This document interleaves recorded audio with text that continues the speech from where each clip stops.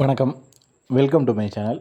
இப்போ பார்க்க போகிறது எஸ்ஜிடி செகண்ட் கிரேட் டீச்சர்ஸ் அது சம்மந்தமான தகவல் தான். ஃபஸ்ட்டு ஒரு விஷயம் என்ன அப்படின்னா, நம்ம போராடக்கூடிய நமக்கு தேவையான விஷயம் அப்படின்னு பார்த்தீங்கன்னா, எல்லா வேக்கண்ட் இருக்கக்கூடிய அனைத்து காலி பணியிடங்களையும் ஃபில்லப் பண்ணணும். ப்ளஸ் இதுக்கப்புறம் தகுதி தேர்வு, நியமன தேர்வு வைக்காமல் இருக்கக்கூடிய 25,000 நபர்களுக்கு வேலை கிடைச்சதுக்கப்புறம் அடுத்த தேர்வு அப்படின்றது இருக்கணும். அதுதான் நம்மளுடைய ஒரு முதன்மையான கோரிக்கை அப்படிங்கிறது. ஸோ இது 2யும் நோக்கி தான் நம்மளுடைய பயணம் அப்படின்றது இருக்கணும். ஸோ அதை தாண்டி வேறு எந்த ஒரு இதையும் எதிர்பார்க்கக்கூடாது. வேறு எந்த ஒரு விஷயத்தையும் நம்ம ஃபோக்கஸ் பண்ணக்கூடாது. ஏன்னா நீங்கள் ஒரு சிலர் என்னென்னா, ஒரு 1000 வேக்கண்டோ 500 வேக்கண்ட் இன்க்ரீஸ் அப்படின்னா அது எல்லாருக்கும் பாதிப்படைய தான் செய்யும். ஏன்னா இப்போ இருக்கிற மார்க்லேருந்து ஒரு 2, 3 மார்க்கு, ஒரு 5 மார்க்கு கம்மியாக எடுத்தவங்களுக்கு கிடைக்கும், உள்ளே போகலாம். பட் மற்றபடி அப்படியே வேக்கண்ட் இன்க்ரீஸ் பண்ணினாலும் இதுக்கப்புறம் ஒரு தேர்வுகள் வேண்டாம் அப்படிங்கிறது தான் நம்மளுடைய முதன்மையான கோரிக்கை. ஸோ இந்த கோரிக்கையில் எல்லோரும் ஒரு மனதாக ஒரே மாதிரி இருக்கணும் அப்படின்றது நம்மளுடைய வேண்டுகோள். இல்லை இதை தவிர ஆல்டர்னேட்டிவாக எங்களுக்கு வேறு ஏதாவது ஐடியாக்கள் இருக்குது அப்படின்னா அதையும் சொல்லுங்கள், அதையும் ஷேர் பண்ணுங்கள். அதையும் நம்ம அதை பற்றியும் டிஸ்கஸ் பண்ணலாம். பட் இதுக்கப்புறம் இதுக்கு முன்னாடி இதுக்கப்புறம் வரக்கூடிய நாட்களில் இந்த ஒரு வழியில் பயணிப்போம் அப்படின்றத தெரிஞ்சுக்கிங்க. அடுத்த கட்டமாக பார்த்தீங்க அப்படின்னா, இந்த போராட்டம், ஆர்ப்பாட்டம், கருத்தரங்கம் அப்படின்னு ஏகப்பட்ட விஷயங்கள் போச்சு. ஸோ அதில் போன ஒரு ஆசிரியர் எனக்கு கால் பண்ணிவிட்டு ரொம்ப வருத்தப்பட்டாங்க. ஸோ இது எதுக்காக பண்ணினாங்கன்னு தெரியலை. எதுக்காக முதல்ல ஒரு கூட்டமைப்பு, ஒரு சங்கம் அப்படின்ற ஒரு அமைப்புன்னு ஒன்று ஆரம்பித்தாங்க. அது எதை நோக்கி போச்சு அப்படின்றது தெரியல. ஒரு வேக்கன்சி இன்க்ரீஸ் ஆகிறதுக்கோ அல்லது வேலை கிடைக்கிறதுக்கோ இந்த அமைப்போ இந்த கருத்தரங்கமோ ஏதாவது ஒன்று பண்ணிச்சானா அது 0. இது நான் சொல்கிற தகவல் இல்லை.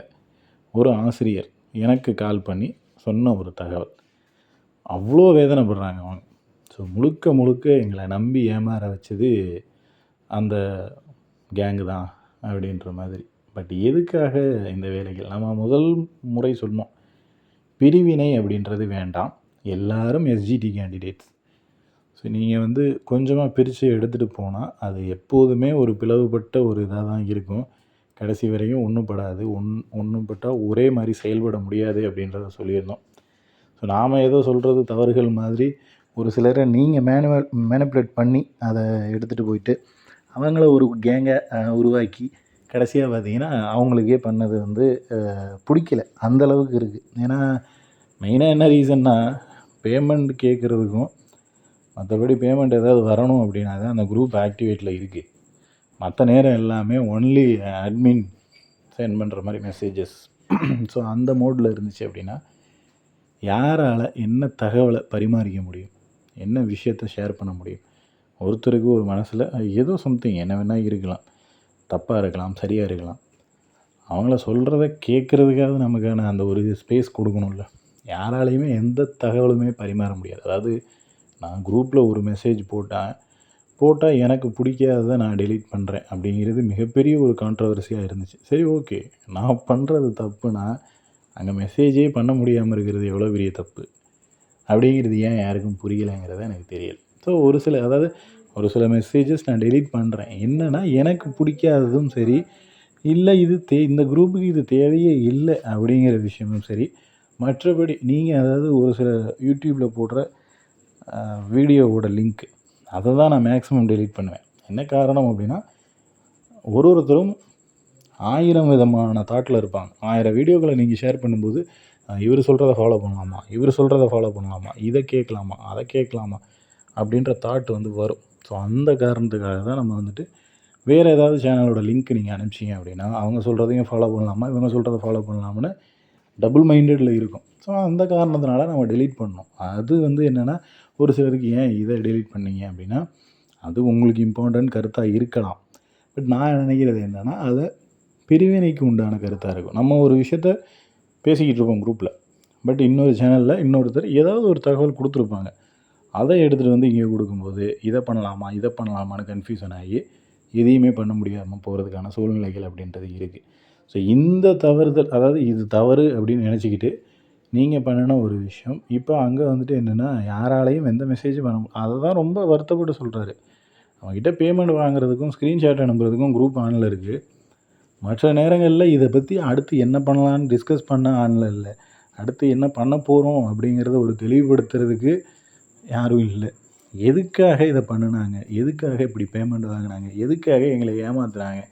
அப்படிங்கிறது எதுவுமே தெரியல அப்படின்னு சொல்லிட்டு ரொம்ப கஷ்டப்பட்டு, வருத்தப்பட்டு, ரொம்ப ஃபீல் பண்ணி புலம்புனார். ஸோ மறுபடியும் சொல்கிற ஒரு விஷயம், நம்ம வந்துட்டு ஒற்றுமையாக செயல்பட்டோம் அப்படின்னா சக்ஸஸ் அப்படிங்கிறது ஓரளவுக்காவது கிடைக்கிறதுக்கான வாய்ப்புகள் இருக்குது. அதாவது இதுக்கு முன்னாடி கிடைச்சிரும் அப்படின்னு நானும் சொல்லியிருந்தேன். பட் இப்போ நம்ம வந்திருக்கிற நிலைமை, வந்திருக்கிற இடம் அப்படிங்கிறது எந்த அளவுக்கு இருக்குன்றதை நீங்களே பார்த்துக்கிங்க.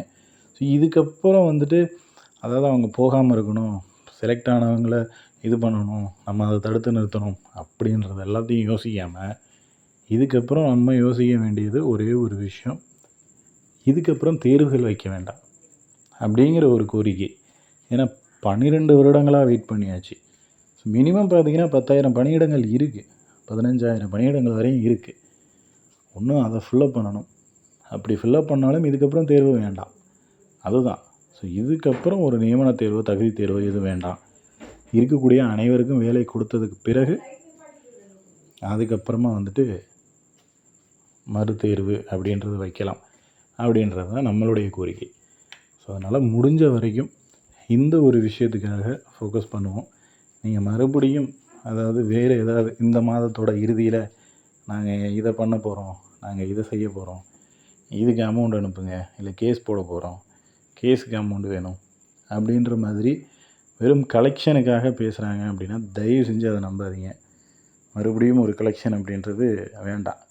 ஏன்னா அவர்லாம் ப்ரைவேட் ஸ்கூலில் 4,000 சம்பளத்தில் வேலை பார்க்குறேன், இவங்களுக்காகவே இந்த மாதம் ஃபுல்லாக 3,000 கொடுத்தாச்சு, நான் என்ன பண்ண போகிறேன்னு தெரில ஃபேமிலிக்கு அப்படின்ற மாதிரி ரொம்ப வருத்தப்பட்டு சொன்னாங்க. ஸோ அதனால் உங்களுக்கு பர்சனலாக நான் என்ன சொல்கிறேன்னா, எனக்கு ஒரு ஐடியா தோணுதுன்னா அந்த ஐடியாவை சக்ஸஸ் பண்ணுறதுக்கு நான் தாங்க முயற்சி பண்ணணும். எல்லாரோடைய இதையும் வந்துட்டு உழைப்பை எடுத்து நான் அதை வந்து சக்ஸஸ் பண்ணுறேன், ஃபெயிலியர் பண்ணுறோங்கிறது வேறு.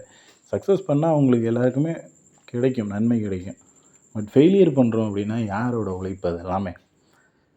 ஸோ அதனால் அந்த மாதிரி விஷயங்கள் யாரும் ஈடுபட வேண்டாம். இதுக்கப்புறம் உங்களுக்கு ஏதாவது இந்த மணி ரிலேட்டடான ஒரு இது வந்துச்சு அப்படின்னா தயவு செஞ்சு அந்த மாதிரி விஷயங்களில் ஈடுபடாதீங்க அப்படின்றத நான் சொல்கிறேன். ஏன்னா சும்மா நம்மளா எந்த ஒரு விஷயமும் நடக்காமல் இது வரைக்கும் எதுவுமே நடக்கலை, இதுக்கப்புறம் நடக்குமா அப்படிங்கிறது கேள்விக்குறி தான். அதுவும் ஒற்றுமையாக இருந்தால் நடக்கலாம். மறுபடியும் சொல்கிறது, ஒற்றுமையாக இருந்தால் கண்டிப்பாக நடக்கும் அப்படின்றது தான். ஸோ இதில் வேறு ஏதாவது சந்தேகங்கள் இருந்துச்சுன்னா கீழே கமெண்ட் பண்ணுங்கள். தேங்க்யூ.